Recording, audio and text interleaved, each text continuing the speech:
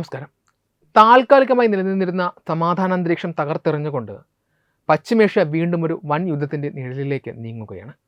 ഇറാനെതിരെ പുതിയ ഘട്ട ആക്രമണങ്ങൾക്ക് ഇസ്രയേലും അമേരിക്കയും സംയുക്തമായി തയ്യാറെടുക്കുന്നു എന്ന ശക്തമായ സൂചനകൾ നൽകിക്കൊണ്ട് ജർമ്മനിയിലെ അമേരിക്കൻ സൈനിക താവളങ്ങളിൽ നിന്നും വെടിക്കോപ്പുകളും മാരകായുധങ്ങളുമായി ഡസൻ കണക്കിന് അമേരിക്കൻ ചരക്ക് വിമാനങ്ങൾ തിങ്കളാഴ്ച ഇസ്രയേലിൻ്റെ തലസ്ഥാനമായ ടെൽ-അവീവിൽ പറന്നിറങ്ങി. ഇസ്രയേലിൻ്റെ പ്രമുഖ വാർത്താമാധ്യമമായ ചാനൽ 13 ഉദ്ധരിച്ച് അൽ ജസീറയാണ് ഈ നിർണായക വിവരം ഇപ്പോൾ പുറത്തുവിട്ടിരിക്കുന്നത്. കഴിഞ്ഞ 24 മണിക്കൂറായി മേഖലയിൽ ദൃശ്യമാകുന്ന അസാധാരണമായ ഈ സൈനിക നീക്കങ്ങൾ ഇറാനെതിരെയുള്ള യുദ്ധം പുനരാരംഭിക്കുന്നതിനുള്ള വ്യക്തമായ ഒരുക്കങ്ങളുടെ ഭാഗമാണെന്ന് അന്താരാഷ്ട്ര പ്രതിരോധ നിരീക്ഷകർ വിലയിരുത്തുന്നു.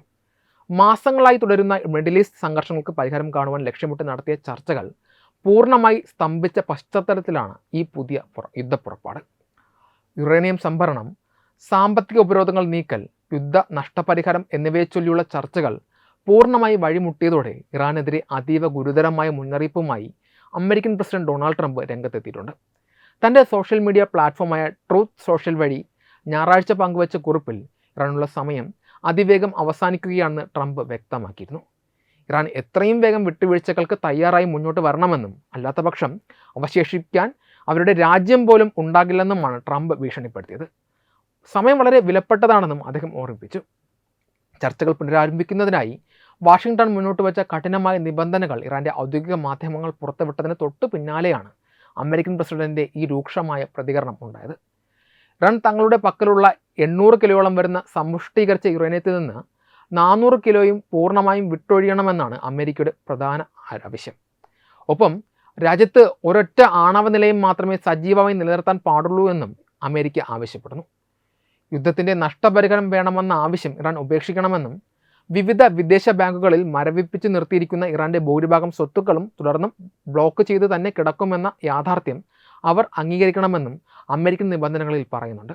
ഇതിനെല്ലാം പുറമെ ചർച്ചകൾ പൂർണ്ണമായി അവസാനിച്ചതിന് ശേഷം മാത്രമേ എല്ലാ യുദ്ധമുഖങ്ങളിൽ നിന്ന് ഇറാൻ പിന്മാറാവൂ എന്ന കർശന വ്യവസ്ഥയും അമേരിക്ക മുന്നോട്ട് വച്ചിട്ടുണ്ട്. എന്നാൽ തങ്ങളുടെ പരമാധികാരത്തെ ചോദ്യം ചെയ്യുന്ന ഈ കടുത്ത ഉപാധികൾക്ക് മുന്നിൽ മുട്ടുമടക്കാൻ ടെഹ്റാൻ തയ്യാറായിട്ടില്ല. അമേരിക്കയുടെ നീക്കങ്ങൾക്ക് മറുപടിയായി ഇറാനും തങ്ങളുടെ 5 മുൻകൂർ നിബന്ധനകൾ ചർച്ചകൾക്കായി മുന്നോട്ട് വച്ചിട്ടുണ്ട്. മേഖലയിൽ, പ്രത്യേകിച്ച് ലെബനനിൽ നടക്കുന്ന എല്ലാവിധ സൈനിക നടപടികളും ഇസ്രയേലും അമേരിക്കയും പൂർണ്ണമായി അവസാനിപ്പിച്ചാൽ മാത്രമേ തങ്ങൾ ചർച്ചകൾക്ക് തയ്യാറാകൂ എന്ന് ഇറാൻ വ്യക്തമാക്കി. തങ്ങൾക്ക് മേൽ ചുമത്തിയിട്ടുള്ള കടുത്ത സാമ്പത്തിക ഉപരോധങ്ങൾ നീക്കുകയും വിദേശങ്ങളിൽ മരവിപ്പിക്കപ്പെട്ട തങ്ങളുടെ സമ്പത്ത് പൂർണ്ണമായി തിരികെ നൽകുകയും വേണം. അതോടൊപ്പം യുദ്ധത്തിൽ തങ്ങൾക്കുണ്ടായ നാശനഷ്ടങ്ങൾക്ക് കൃത്യമായ നഷ്ടപരിഹാരം നൽകാനും ലോകത്തെ ഏറ്റവും തന്ത്രപ്രധാനമായ കടൽപ്പാതയായ ഹോർമുസ് കടലിടുക്കിനുമേലുള്ള ഇറാൻ്റെ പരമാധികാരം അന്താരാഷ്ട്ര സമൂഹം അംഗീകരിക്കാനും ടെഹ്റാൻ ആവശ്യപ്പെടുന്നു. ഈ ഉപാധികൾ അംഗീകരിക്കാതെ അമേരിക്കയുമായി യാതൊരുവിധ ചർച്ചകൾക്കും ഇല്ലെന്ന ഉറച്ച നിലപാടിലാണ് ഇറാൻ ഭരണകൂടം. നിലവിൽ ഹോർമുസ് കടലിടുക്കിലൂടെയുള്ള അന്താരാഷ്ട്ര കപ്പൽ ഗതാഗതത്തിന് മേൽ ഇറാൻ തങ്ങളുടെ നിയന്ത്രണം കടുപ്പിച്ചിരിക്കുകയാണ്. ഇതിനെ പ്രതിരോധിക്കുവാൻ അമേരിക്ക ഇറാൻ്റെ പ്രധാന തുറമുഖങ്ങൾക്ക് മേലും സമുദ്ര വ്യാപാരത്തിന് മേലും ശക്തമായ നാവിക ഉപരോധം ഏർപ്പെടുത്തി സമ്മർദ്ദം വർദ്ധിപ്പിക്കുന്നുണ്ട്. നേരത്തെ പാകിസ്ഥാൻ്റെ മധ്യസ്ഥതയിൽ ഉണ്ടാക്കിയ താൽക്കാലിക വെടിനിർത്തൽ കരാർ വലിയ തോതിലുള്ള നേരിട്ടുള്ള യുദ്ധത്തിന് തടസ്സമിട്ടിരുന്നു എങ്കിലും ദീർഘകാലാടിസ്ഥാനത്തിലുള്ള ഒരു രാഷ്ട്രീയ പരിഹാരത്തിലേക്ക് ഇരുപക്ഷത്തെയും എത്തിക്കുവാൻ നയതന്ത്ര ശ്രമങ്ങൾക്ക് സാധിച്ചിട്ടില്ല. ഈ പരാജയമാണ് ഇപ്പോൾ പശ്ചിമേഷ്യയെ വീണ്ടും ഒരു വലിയ യുദ്ധത്തിൻ്റെ വക്കിലേക്ക് എത്തിച്ചിരിക്കുന്നത്. വരും ദിവസങ്ങളിൽ അമേരിക്കയുടെയും ഇസ്രയേലിൻ്റെയും നീക്കങ്ങൾ ഈ മേഖലയിലെ സമാധാനത്തെ എങ്ങനെ ബാധിക്കുമെന്ന ഭീതിയിലാണ് ഇപ്പോൾ ലോകം മുഴുവൻ. ജർമ്മനിയിലെ US സൈനിക താവളങ്ങളിൽ നിന്നും ഡസൻ കണക്കിന് ചരക്ക് വിമാനങ്ങൾ വെടിക്കോപ്പുകളുമായി ഇസ്രയേലിൽ ഇറങ്ങിയ വാർത്തകൾ പുറത്തു വരുമ്പോൾ ഇറാനെ ലക്ഷ്യമിട്ട് അമേരിക്ക പ്രയോഗിക്കാൻ സാധ്യതയുള്ള ആയുധങ്ങൾ ഏതെല്ലാമാണെന്ന ചർച്ചകൾ ആഗോളതലത്തിൽ സജീവമായി കഴിഞ്ഞു. ഇറാൻ്റെ ഭൂമിശാസ്ത്രപരമായ പ്രത്യേകതകളും അവരുടെ അത്യാധുനിക വ്യോമപ്രതിരോധ സംവിധാനങ്ങളും ഭൂഗർഭ ആണവ നിലയങ്ങളും തകർക്കാൻ പാകത്തിലുള്ള സവിശേഷമായ ആയുധങ്ങളാണ് അമേരിക്കൻ സൈന്യത്തിൻ്റെ പക്കലുള്ളത്. ഇത്തരമൊരു സാഹചര്യത്തിൽ പരമ്പരാഗത യുദ്ധമുറകൾക്കൊപ്പം അതീവ മാരകമായ സാങ്കേതിക വിദ്യകളടങ്ങിയ ആയുധങ്ങളായിരിക്കും അമേരിക്ക ഇറാനെതിരെ പ്രയോഗിക്കുവാൻ സാധ്യതയുള്ളത്. ഇറാൻ്റെ ഭൂഗർഭ ആണവ നിലയങ്ങളെയും കുന്നുകളെയും തുറന്നുണ്ടാക്കിയ മിസൈൽ താവളങ്ങളെയും ലക്ഷ്യമിട്ട് അമേരിക്ക ഉപയോഗിക്കുവാൻ സാധ്യതയുള്ള ആയുധം ബങ്കർ ബസ്റ്റർ ബോംബുകളാണ്. ഇതിൽ ഏറ്റവും ഭാരമേറിയ GBU-57 മാസീവ് ഓർഡിനൻസ് പെനിട്രേറ്റർ എന്ന ബോംബ് ഭൂമിക്കടിയിലേക്ക് 60 മീറ്ററിലധികം ആഴത്തിൽ തുളച്ചു കയറി സ്ഫോടനം നടത്താൻ ശേഷിയുള്ളതാണ്. ഇറാൻ്റെ ഇസ്ഫാഹാനിലെയും ഫോഡോയിലെയും അതീവ സുരക്ഷിതമായ ആണവ കേന്ദ്രങ്ങളെ തകർക്കാൻ അമേരിക്കയ്ക്ക് ഇത്തരം ബോംബുകൾ അനിവാര്യമാണ്. ഇതോടൊപ്പം തന്നെ ശത്രുരാജ്യത്തിൻ്റെ റഡാറുകളെയും വ്യോമ പ്രതിരോധ സംവിധാനങ്ങളെയും പൂർണ്ണമായി അന്ധമാക്കാൻ ശേഷിയുള്ള സ്റ്റെൽത്ത് ബോംബറുകളായ B-2 സ്പിരിറ്റ്, പുതിയ B-21 റൈഡർ എന്നിവയെയും അമേരിക്ക രംഗത്ത് ഇറക്കിയേക്കും. ഈ വിമാനങ്ങളിൽ നിന്ന് തൊടുക്കാവുന്ന GBU-39 പോലെയുള്ള ചെറുതും എന്നാൽ കൃത്യതയാർന്നതുമായ സ്മാർട്ട് ബോംബുകളും ഇറാൻ്റെ കമാൻഡ് സെൻറ്ററുകളെ തകർക്കാൻ ഉപയോഗിച്ചേക്കാം. ഇറാനിൽ നേരിട്ട് വിമാനങ്ങൾ എത്തിക്കാതെ തന്നെ ദൂരദിക്കുകളിൽ നിന്ന് തൊടുക്കാവുന്ന ടോമഹോക്ക് ക്രൂയിസ് മിസൈലുകളായിരിക്കും അമേരിക്കയുടെ മറ്റൊരു പ്രധാന ആയുധം. യുദ്ധക്കപ്പലുകളിൽ നിന്നും അന്തർവാഹിനികളിൽ നിന്നും തൊടുക്കാവുന്ന ഈ മിസൈലുകൾക്ക് കൃത്യമായ GPS ഗതിനിർണ്ണയ സംവിധാനത്തിലൂടെ ഇറാൻ്റെ തന്ത്രപ്രധാനമായ സൈനിക ആസ്ഥാനങ്ങളെയും ആശയവിനിമയ ഗോപുരങ്ങളെയും തകർക്കാൻ സാധിക്കും. കൂടാതെ ഇറാൻ്റെ എണ്ണ ഉൽപ്പാദന കേന്ദ്രങ്ങളെയും തുറമുഖങ്ങളെയും ലക്ഷ്യമിട്ട് സാച്ചുറേഷൻ ഡ്രോൺ ആക്രമണങ്ങളും അമേരിക്കൻ സൈന്യം ആസൂത്രണം ചെയ്തേക്കാം. ഇതിനായി അത്യാധുനിക ആർട്ടിഫിഷ്യൽ ഇൻ്റലിജൻസ് സാങ്കേതികവിദ്യ ഉപയോഗിച്ച് പ്രവർത്തിക്കുന്ന പ്രഡേറ്റർ, റീപ്പർ ഡ്രോണുകളുടെ വലിയൊരു നിര തന്നെ അമേരിക്ക ഉപയോഗിക്കാൻ സാധ്യതയുണ്ട്. ജർമ്മനിയിൽ നിന്ന് ടെൽ അവീവിലേക്ക് വന്നിറങ്ങിയ അമേരിക്കൻ ചരക്ക് വിമാനങ്ങളിൽ ഇത്തരം മാരകായുധങ്ങൾ ഉണ്ടാകാനുള്ള സാധ്യത വളരെ കൂടുതലാണെന്നാണ് അന്താരാഷ്ട്ര പ്രതിരോധ നിരീക്ഷകർ വിലയിരുത്തുന്നത്. ഇസ്രയേലിൻ്റെ സ്വന്തം പ്രതിരോധ സംവിധാനങ്ങളായ അയൺ ഡോം, ഡേവിഡ്സിൻ്റെ സ്ലിംഗ്, ആരോ 3 എന്നിവയ്ക്കുള്ള പീരങ്കി ഉണ്ടകളും ഇൻ്റർസെപ്റ്റർ മിസൈലുകളും ഈ വിമാനങ്ങളിൽ ഉണ്ടെന്നത് ഉറപ്പായ കാര്യമാണ്. ഇറാനിൽ നിന്നുള്ള ശക്തമായ മിസൈൽ തിരിച്ചടി നേരിടാൻ ഇസ്രയേലിനെ സജ്ജമാക്കുക എന്നതാണ് ഇതിൻ്റെ പ്രാഥമിക ലക്ഷ്യം. ഇതിനോടൊപ്പം തന്നെ ഇറാൻ്റെ പ്രതിരോധ കോട്ടകൾ തകർക്കാൻ ഇസ്രയേൽ വ്യോമസേന സ്ഥിരമായി ഉപയോഗിക്കുന്ന GBU-28 പോലെയുള്ള ചെറിയ ഇനം ബങ്കർ ബസ്റ്റർ ബോംബുകളും ലേസർ ഗൈഡഡ് മിസൈലുകളും വൻതോതിൽ ഈ വിമാനങ്ങൾ വഴി ഇസ്രയേൽ എത്തിച്ചിട്ടുണ്ടാകാനും വലിയ സാധ്യതയുണ്ട്. അമേരിക്കയുടെ ഈ വൻതോതിലുള്ള ആയുധ വിതരണം കേവലം ഒരു പ്രതിരോധ തന്ത്രം മാത്രമല്ല, മറിച്ച് വരാനിരിക്കുന്ന വലിയൊരു യുദ്ധത്തിനുള്ള വ്യക്തമായ ഒരുക്കമാണ്. ചർച്ചകൾ പൂർണ്ണമായി പരാജയപ്പെടുകയും ഹോർമുസ് കടലിടുക്കിലൂടെയുള്ള കപ്പൽ ഗതാഗതത്തിന് മേൽ ഇറാൻ നിയന്ത്രണം കടുപ്പിക്കുകയും ചെയ്ത സാഹചര്യത്തിൽ ഇറാൻ്റെ സാമ്പത്തിക സൈനിക സ്രോതസ്സുകളെ ഒരേ സമയം ആക്രമിച്ച് കീഴടക്കാനാണ് അമേരിക്കയും ഇസ്രയേലും പദ്ധതിയിടുന്നത്. അമേരിക്കൻ വിമാനങ്ങളിൽ നിന്നും ഇസ്രയേലിലേക്ക് ഒഴുകിയെത്തിയ വെടിക്കോപ്പുകൾ പശ്ചിമേഷ്യയിലെ ശക്തി സന്തുലിതാവസ്ഥയെ മാറ്റിമറിക്കാൻ പോകുന്നവയാണ്. ഇറാൻ തങ്ങളുടെ വ്യോമ പ്രതിരോധ സംവിധാനങ്ങൾ ശക്തമാക്കി തിരിച്ചടിക്ക് തയ്യാറെടുക്കുമ്പോൾ ഈ അത്യാധുനിക ആയുധങ്ങളുടെ സാന്നിധ്യം മേഖലയെ ഒരു സർവ്വനാശത്തിലേക്ക് നയിച്ചേക്കാവുന്ന വലിയൊരു സ്ഫോടനത്തിൻ്റെ വക്കിലാണ് എത്തിച്ചിരിക്കുന്നത്.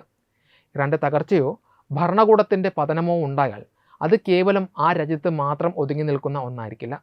രണ്ടാം ലോക മഹായുദ്ധത്തിന് ശേഷം രൂപപ്പെട്ട ഇന്നത്തെ ആഗോള രാഷ്ട്രീയ സാമ്പത്തിക തന്ത്രപ്രധാനമായ സമവാക്യങ്ങളെ പൂർണ്ണമായി മാറ്റിമറിക്കാൻ പോകുന്ന ഒരു ഭൗമരാഷ്ട്രീയ ഭൂകമ്പമായിരിക്കും അത്.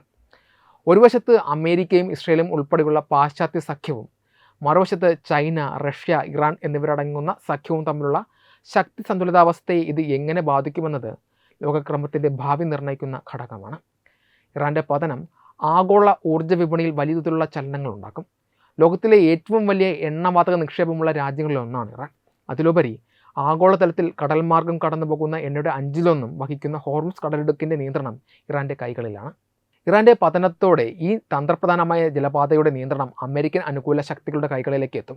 ഇത് അന്താരാഷ്ട്ര വിപണിയിൽ എണ്ണവിലയെ വലിയ തോതിൽ ഇടിക്കുന്നതിനും തടസ്സമില്ലാത്ത ഊർജ്ജ വിതരണത്തിനും താൽക്കാലികമായി വഴി തുറക്കുമെങ്കിലും പ്രാരംഭഘട്ടത്തിലുണ്ടാകുന്ന ആഭ്യന്തര യുദ്ധങ്ങളും അസ്ഥിരതയും എണ്ണ ഉൽപ്പാദനത്തെ ബാധിച്ചാൽ അത് ആഗോള സാമ്പത്തിക മാന്ദ്യത്തിലേക്ക് നയിച്ചേക്കാം.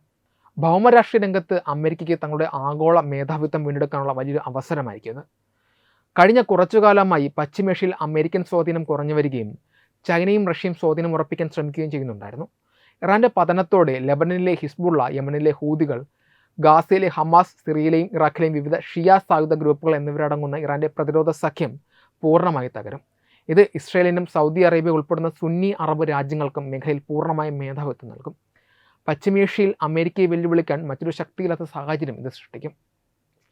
അമേരിക്കൻ വിരുദ്ധ ചേരിയിലെ പ്രമുഖ ശക്തികളായ ചൈനയ്ക്കും റഷ്യയ്ക്കും ഇറാൻ്റെ പതനം കനത്ത തിരിച്ചടിയായിരിക്കും. തങ്ങളുടെ പശ്ചിമേഷ്യൻ നയതന്ത്രങ്ങളുടെയും ഊർജ്ജ സുരക്ഷയുടെയും പ്രധാന പങ്കാളിയായിട്ടാണ് ചൈന ഇറാനെ കാണുന്നത്. ഇന്ത്യൻ മഹാസമുദ്രത്തിലും മിഡിൽ ഈസ്റ്റിലും അമേരിക്കയെ പ്രതിരോധിക്കുവാൻ റഷ്യയും ചൈനയും ഇറാനെ ഒരു തന്ത്രപ്രധാന ആയുധമായിട്ടാണ് ഉപയോഗിച്ചിരുന്നത്. ഇറാൻ്റെ തകർച്ചയോടെ മധ്യേഷ്യയിലും പശ്ചിമേഷ്യയിലും ചൈനയുടെ വിപുലമായ സാമ്പത്തിക പദ്ധതിയായ ബെൽറ്റ് ആൻഡ് റോഡ് ഇനിഷ്യേറ്റീവ് വലിയ പ്രതിസന്ധിയിലാകും. യൂറോപ്യൻ അതിർത്തികളിൽ നാറ്റോയെ പ്രതിരോധിക്കുന്ന റഷ്യയ്ക്ക് തങ്ങളുടെ പ്രതിരോധ സഖ്യത്തിലെ ഒരു പ്രധാന പങ്കാളി നഷ്ടപ്പെടുന്നത് അന്താരാഷ്ട്ര തലത്തിൽ അവരെ കൂടുതൽ ഒറ്റപ്പെടുത്താൻ കാരണമാകും. എന്നാൽ ഇറാൻ്റെ തകർച്ച മേഖലയിൽ കനത്ത സുരക്ഷാ വെല്ലുവിളികളും അഭയാർത്ഥി പ്രവാഹവും സൃഷ്ടിക്കുമെന്ന കാര്യത്തിൽ തർക്കമില്ല. ലിബിയയിലോ ഇറാഖിലോ ഉണ്ടായതുപോലെ ശക്തമായ ഒരു ഭരണകൂടത്തിൻ്റെ അഭാവം ഇറാനിൽ വൻതോതിലുള്ള ആഭ്യന്തര കലാപങ്ങൾക്കും സായുധ ഗ്രൂപ്പുകളുടെ ആവിർഭാവത്തിനും കാരണമായേക്കാം. ഇത് ദശലക്ഷക്കണക്കിന് ഇറാൻ ജനതയെ അഭയാർത്ഥികളാക്കി മാറ്റുകയും അവർ യൂറോപ്പിലേക്കും അയൽ രാജ്യങ്ങളിലേക്കും പലായനം ചെയ്യേണ്ട സാഹചര്യം ഉണ്ടാക്കുകയും ചെയ്യും. ഇത് അന്താരാഷ്ട്ര സമൂഹത്തിന് വലിയൊരു മാനുഷിക പ്രതിസന്ധിയാണ് സമ്മാനിക്കുക. ഭാരതത്തെ സംബന്ധിച്ചിടത്തോളം ഇറാൻ്റെ പതനം സമ്മിശ്രമായ ഫലങ്ങളായിരിക്കും ഉണ്ടാക്കുക. ഒരു വശത്ത് ഇറാൻ്റെ നിയന്ത്രണത്തിലുള്ള ഹോർമുസ് കടലിടുക്ക് സുരക്ഷിതമാകുന്നതോടെ ഭാരതത്തിലേക്കുള്ള വിദേശ വ്യാപാരവും ഇൻ്റർനെറ്റ് ഡാറ്റ ഗതാഗതവും തടസ്സമില്ലാതെ നടക്കും. എന്നാൽ മറുവശത്ത് മധ്യേഷ്യൻ രാജ്യങ്ങളിലേക്കും റഷ്യയിലേക്കും പാകിസ്ഥാനെ മറികടന്ന് വ്യാപാരം നടത്താൻ ഭാരതം വികസിപ്പിച്ചെടുത്ത തന്ത്രപ്രധാനമായ ചബഹാർ തുറമുഖ പദ്ധതിയും അന്താരാഷ്ട്ര വടക്ക് തെക്ക് ഗതാഗത ഇടനാഴിയും ഇതോടെ പൂർണ്ണമായും സ്തംഭിക്കും. കൂടാതെ മേഖലയിലുണ്ടാകുന്ന അസ്ഥിരത അവിടെയുള്ള ലക്ഷക്കണക്കിന് ഭാരതീയ തൊഴിലാളികളുടെ സുരക്ഷയെ ബാധിക്കും. ചുരുക്കത്തിൽ ഇറാൻ്റെ പതനം പാശ്ചാത്യ രാജ്യങ്ങൾക്ക് താൽക്കാലിക വിജയം നൽകുമെങ്കിലും അത് ആഗോള രാഷ്ട്രീയത്തിൽ ദൂരവ്യാപകമായ പുതിയ സംഘർഷങ്ങൾക്ക് തിരികൊളുത്തുവാൻ സാധ്യതയുണ്ട്. വെബ് ഡെസ്ക് തത്വമൈ ന്യൂസ്.